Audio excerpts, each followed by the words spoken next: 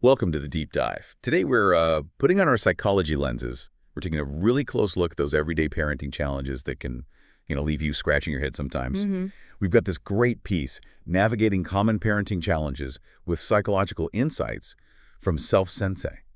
And honestly, it's just packed with established theories, but also like practical wisdom. Yeah, it really is. So our goal today is to kind of unpack the core psychological ideas behind child development and see how understanding them might give you, the listener, a clearer view on why kids do the things they do. Exactly. It's about moving beyond just, well, reacting to behavior, right? And getting to the why underneath it all. Right. And that shift, it can really change how you approach everything, tantrums, bedtime struggles, all of it. It gives you more effective tools and hopefully a deeper connection with where your child's actually at developmentally. Okay, let's unpack this then. The article starts off reminding us of something pretty crucial, I think, which is if you're dealing with meltdowns or those endless no's or sleep issues or maybe just feeling like you're speaking a totally different language, you're definitely not alone. Oh, absolutely not. It's so common. These things are often just, well, typical parts of growing up. Kids are constantly changing, right? They're pushing for independence, and their skills for handling big emotions or seeing our perspective, they're still, under construction. That is such a key point to really internalize because these behaviors, they aren't necessarily deliberate defiance or some kind of reflection on your parenting. Yeah. Often they're just reflecting that natural drive for autonomy, bumping up against skills that are still developing, like managing emotions, thinking before acting, understanding someone else's viewpoint. Seeing it through that developmental lens, it can really shift how you interpret things and then how you respond in those tricky moments. Okay, so before we get into specific ages and stages, the article lays out some foundational psychological concepts, big ideas that shape childhood. Yeah. Let's start with attachment theory. Bowlby and Ainsworth. What's the core insight there for parents? Well, the really key thing to grasp is this innate human drive. We're wired to form strong emotional bonds, especially with our main caregivers. Right. It's not just about food and shelter. It's fundamental for feeling safe, secure, like a psychological anchor, you could say. Right. And Mary Ainsworth's work, especially her strange situation studies, helped us see these different patterns of attachment, secure, insecure, based largely on how consistently and sensitively caregivers respond. So it's about that responsiveness. Yeah, and think of secure attachment not just as always being physically close, but as this internal sense of trust. Trust that allows a child to explore, take healthy risks, knowing they have a reliable person to come back to. A secure base. Exactly, a secure base. And that internal security, it becomes a kind of template for future relationships, social skills, even how they handle stress later on. So that consistency, that responsiveness, it builds this secure base. What does that actually look like day to day? Well, practically, it means the child feels confident exploring their world. They trust that if things get a bit scary or overwhelming, you'll be there. You're their safe haven. And this early security, it has these incredible ripple effects, Yeah. It influences their emotional regulation, how they get along with others, their cognitive development, even relationships way down the line. That makes a lot of sense. Okay, another huge one. Piaget. Cognitive development. I remember this from Psych 101. And it felt kind of academic. But the article really brings out the practical side. It's not just that kids think less well than us. It's that their thinking is actually different in quality as they go through these stages. Exactly. Piaget showed us kids are active learners, building their understanding stage by stage, from, learning through senses and actions as babies, the sensory-motor stage, Right. all the way to abstract thought in adolescence, the formal operational stage. The crucial thing for parents is understanding what a child is cognitively capable of at different ages. It helps set realistic expectations. Okay, give us an example. The article mentions toddler egocentrism. Yeah, so this raises a really good question about our expectations. During Piaget's preoperational stage, roughly ages 2 to 7 kids experience egocentrism. Which sounds bad, but isn't about selfishness. Exactly. It's a cognitive limitation. They genuinely struggle to see things from another person's perspective. So when your toddler won't share, it's often not intentional meanness. It's that they literally have trouble grasping that someone else wants the toy or feels differently right then. Their thinking is just structured differently at that point. Wow, okay. That reframes so many toddler moments. It's not defiance, it's development. Pretty much, yeah. Okay, then we get into learning theories. Behaviorism, Skinner, Watson. This is all about observable behaviors learned through the environment, right? Right. This focuses on how our surroundings shape what we do through associations and consequences. Hmm. You've got classical conditioning, think Pavlov's dogs, those automatic associations. Mm-hmm. But for parenting day to day, operant conditioning is often more front and center. That's about how rewards and punishments influence our actions. So positive reinforcement encourages behaviors we want. Exactly, like praising a child for helping out. And consequences, or maybe just a lack of reinforcement, can decrease unwanted behaviors. The article mentioned ignoring tantrums as extinction. Can you clarify that? Yeah, so think of extinction like, okay, imagine a vending machine that takes your money but doesn't give you the snack. Right, you stop using You it. stop using it. So the idea is if a behavior, like a tantrum, is fueled by the attention it gets, then consistently ignoring it, assuming it's safe, of course, removes that reward of attention. And over time, the behavior is likely to decrease or extinguish because it's just not working anymore. Makes sense. Okay, now, temperament theory. Thomas and Chess. Yeah. This shift to those sort of inborn differences in how kids approach the world. Yes. Those broad styles, easy, difficult, slow to warm up. Right. What's so valuable here is recognizing these are innate tendencies. They identified like 9 dimensions: activity level, regularity, mood. Understanding your child's temperament gives you a peek at their inherent behavioral style. It helps explain why one kid adapts easily, another struggles more with new things. It's a starting point. And this leads to that idea of goodness of fit. What's that about? Ah, yes. Goodness of fit is crucial. It's basically how well your parenting style, your expectations, your strategies, Right. how well they match your child's individual temperament. Yeah. When there's a good fit, parenting tends to feel more effective, less stressful for everyone. A mismatch, though, can lead to more conflict, more frustration. So it's not about blaming yourself or the child if things are tough. Exactly. It's about recognizing those inherent differences and saying, okay, maybe I need to adjust my approach here, rather than thinking something's wrong with you or them. Right, tailoring the approach. Yeah. Okay, then there's social emotional learning, SEL. We hear this term a lot these days. What are the key bits for parents? Yeah, SEL is huge. It's basically about developing those essential life skills beyond academics, skills for navigating emotions and social situations. Like what specifically? Things like understanding your own feelings, that's self-awareness, managing those feelings and your behavior self-management, understanding others' feelings, social awareness, building relationships, making responsible choices. Like emotional intelligence. Exactly. It's their emotional and social toolkit. And honestly, so many common parenting challenges really stem from skills in these areas still developing. So struggling to share, big anger outbursts. Yeah. That could be underdeveloped SEL skills. Precisely. And actively nurturing these skills, it can have a massive impact on, well, everything: school success, well-being, friendships, handling life's complexities later on. Okay. And finally, the foundation section mentions parenting styles. Baumrein's framework: authoritative, authoritarian, permissive, uninvolved. Right. These describe the overall emotional climate parents create. It boils down to 2 main dimensions: demandingness, setting rules; expectations and responsiveness, warmth, support, being attuned to the child's needs. And the article emphasizes the authoritative style. Yeah, consistently, research links the authoritative style, which is high on both demandingness and responsiveness, to the most positive outcomes. Kids tend to be more well-adjusted, confident, cooperative, socially competent. And uninvolved is linked to the poorest outcomes. Right. Really shows how important that engagement is. Absolutely. Okay, so we've got this psychological toolkit ready. Now let's dive into some specific challenges, starting with the early years. Infancy, toddlerhood. First up, colic. That intense, prolonged crying. Colic, yeah. What's interesting psychologically is that while the exact cause is often unclear, factors like an immature nervous system just learning to handle sensory input, plus the baby's individual temperament, likely play a big role. So beyond trying all the soothing tricks, swaddling, rocking, white noise. Right. While those are important, it's also crucial to acknowledge the sheer stress on parents. Getting support, reminding yourself it is temporary, that's vital. And of course, rule 1 is always check with a doctor to rule out any medical causes. Absolutely. Okay, next big hurdle. Sleep problems. The article connects this back to attachment, how bedtime separation can trigger those needs. Yeah, if you think about attachment theory, it's totally natural for babies to seek closeness, especially at night.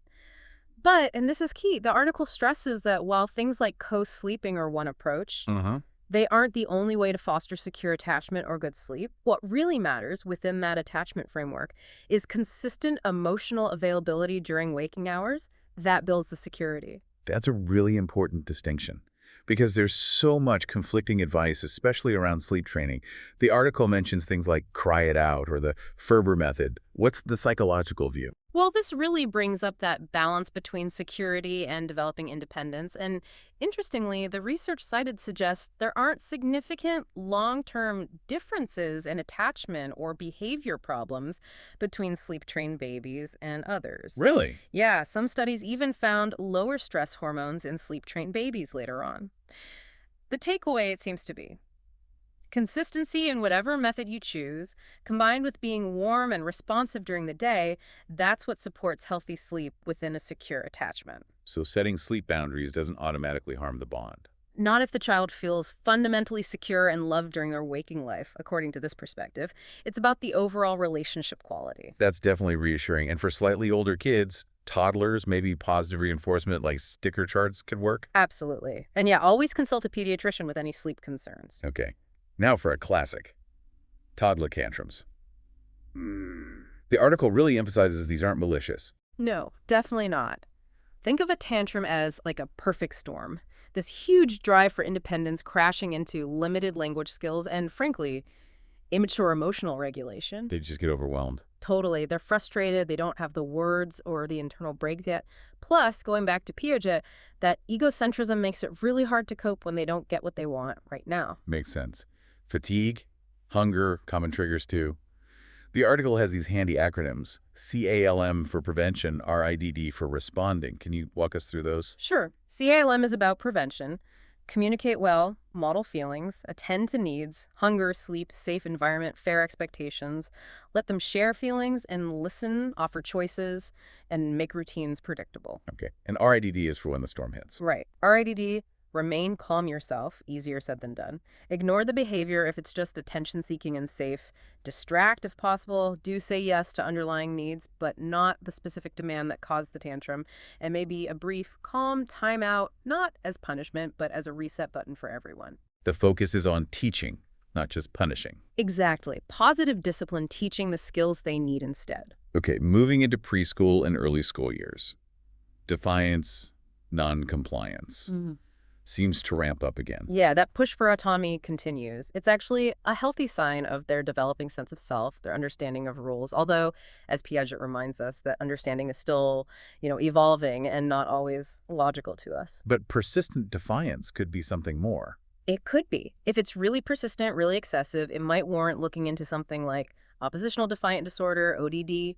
Always worth checking with a professional if you're concerned. Interestingly, the article notes that a more authoritarian style, high demands, low warmth can sometimes actually increase defiance. Right. So how do we navigate this stage better? Positive parenting, clear commands, consequences, avoiding power struggles. Spot on. Actively catching them being good. Specific praise that's powerful. Clear, concise instructions one at a time, and crucially, follow through.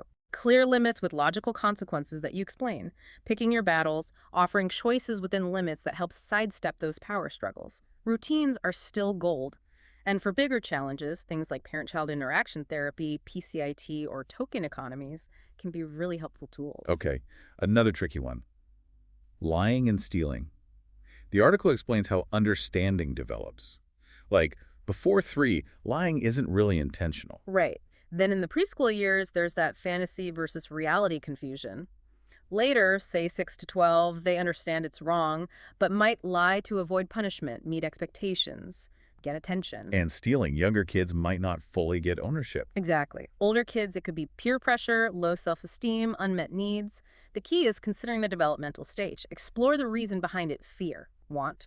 Then reinforce honesty. Teach empathy, ownership. Consequences should be about learning, making amends, not just punishment. And seek help if it's frequent or serious. Definitely. Especially if there's harm, lack of remorse, or other issues popping up. Okay. And sibling rivalry. Yeah. Feels almost universal. The article says it's often competition for parental resources. Yeah, basically competition for your attention, approval, time. It can get worse with perceived favoritism or constant comparisons. Comparisons. Right. Avoid them. But the flip side is, Sibling rivalry, as tough as it is also where kids learn vital social skills, negotiation, compromise, resolving conflict. So how to minimize it?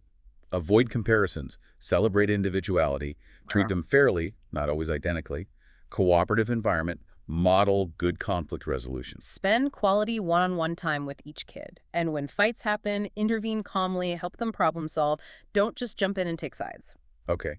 The article then talks about fostering crucial underlying skills, executive function and social cognition. These sound foundational. They really are. Executive functions, that's things like working memory, impulse control, inhibitory control, mental flexibility. Essential for planning, focus, managing emotions. Exactly. And deficits here can look like defiance, disorganization, outbursts. The article gives great practical tips: routines, checklists, breaking tasks down, chunking, visual aids, timers, teaching organization. It's about supporting those underlying brain skills. Precisely. Difficulty with impulse control isn't necessarily defiance, it might be weak brakes. Trouble with organization might be working memory challenges. Supporting the skills addresses the root cause. And social cognition, that's understanding the social world. Yeah, perceiving, interpreting, responding to social cues, understanding others' thoughts, feelings, intentions. It's fundamental for relationships. Difficulties can lead to misunderstandings, peer rejection. How do we support that? Encourage social interaction. Teach emotional literacy, labeling feelings in themselves and others. Discuss social scenarios, different perspectives. Model empathy. Guide them through conflicts positively. And interestingly, the article links authoritarian parenting to potentially developing a hostile attribution bias, tending to see neutral actions as hostile. Wow, that's something to think about. The article even has a table comparing authoritarian versus authoritative responses to things like defiance, lying, tantrums. Yeah, it's a really clear illustration of how that authoritative balance, warmth plus clear boundaries generally leads to better cooperation and healthier development long term. Okay, let's shift to adolescence. Challenges definitely change. Communication breakdowns can become a big thing. For sure. Teenagers are developing more abstract thought, they're focused on identity, they crave autonomy and privacy. Strategies that worked when they were younger might not fly anymore. So what helps? Listening more than lecturing. Absolutely. Prioritize listening. Validate their feelings, even if you don't agree with their choices. Show trust. Give age-appropriate responsibility. Explain rules reasonably. Appeal to their logic now. Offer genuine praise for effort and choices. And crucially, manage our emotional reactions when they push back. Quality time together still matters too. Identity formation and risk-taking, also huge in adolescence. Erickson's stage, right. They're exploring who they are. Exactly. They can think hypothetically, but that prefrontal cortex, the impulse control center, is still under construction. That contributes to risk-taking. And low self-esteem can make it worse. Definitely. So, support exploration within safe boundaries. Encourage positive activities. Keep communication open about risks, but try to be non-judgmental. Foster self-esteem with genuine praise, unconditional support. Model responsible decisions yourself, and provide autonomy support. Give them that sense of control as they mature. It's a vulnerable time for mental health too, anxiety, depression. Yeah. Adolescence brings academic stress, social pressures, family conflict sometimes, hormonal changes. Low self-esteem is a risk factor here too. Emotional regulation skills are critical. So fostering a supportive home, encouraging open talk about emotions, teaching coping skills. Being observant for changes, mood, behavior, sleep, appetite, interests. Reducing stigma around getting help. Seeking professional support when needed. Promoting those SEL skills remains vital for resilience. Okay, finally some cross-cutting issues. Screen time. Yeah. Huge topic. Massive. The article flags links between excessive or inappropriate screen time and issues like reduced sleep, attention problems, even potential links to aggression, anxiety, depression, obesity. Early exposure can be habit-forming. Even background TV isn't great for little ones. But not all screen time is bad. No, high-quality, age-appropriate educational content, especially when co-viewed and discussed, can be beneficial. The key is balance and mindfulness. Strategies. Age limits, like avoiding screens under 18-24 months except video chat. Maybe 1 hour high-quality, co-viewed for ages 2 to 5.